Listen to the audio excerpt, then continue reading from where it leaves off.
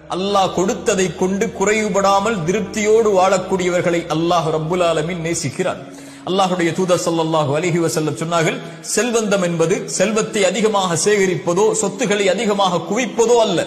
செல்வந்தம் என்பது அல்லாஹ் கொடுத்ததை கொண்டு திருப்தி அடைந்த உள்ளத்தோடு வாழ்வதுதான் செல்வந்தம் என்று அல்லாஹ்வுடைய தூதர் ஸல்லல்லாஹு அலைஹி வஸல்லம் உலக மக்களுக்கு ஒரு அடிப்படையை சொன்னார்கள். நிம்மதியோடு வாழ்வதற்கு கோடிகளை வைத்திருப்பவர்களும் இன்று நிம்மதியோடு இல்லை, கோடிகளை தேடிச் செல்பவர்களும் நிம்மதியோடு இல்லை. நிம்மதியுடைய வாழ்வை வாழ்பவர்கள் அல்லாஹ் எதை கொடுத்தானோ அதை கொண்டு திருப்தி அடைந்த உள்ளத்தோடு வாழ்பவர்கள் மட்டுமே.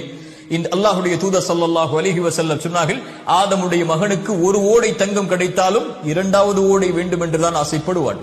இரண்டாவது ஓடை கிடைத்தால் மூன்றாவது ஓடை தங்கம் வேண்டும் என்று ஆசைப்படுவான். அவனுடைய அந்த பேராசையை மண்ணை தவிர மரணத்தை தவிர எதுவும் தடுத்து நிறுத்த முடியாது என்று அல்லாஹ்வுடைய தூதர் ஸல்லல்லாஹு அலைஹி வஸல்லம் சொன்னார்கள். அதனால்தான் அல்லாஹ்வின் அருட்கொடையை புரிந்து கொள்வதற்கு ஒரு நியதியை சொன்னார்கள். தூதர், உங்களுக்கு மேல் உள்ளவர்களை பார்க்காதீர்கள், உங்களுக்கு கீழ் உள்ளவர்களை பாருங்கள், அப்போதுதான் அல்லாஹ்வின் அருட்கொடையை நீங்கள் உணர்ந்து கொள்ள முடியும் என்று அல்லாஹ்வுடைய தூதர் ஸல்லல்லாஹு அலைஹி வஸல்லம் அவர்கள் சொன்னார்கள்.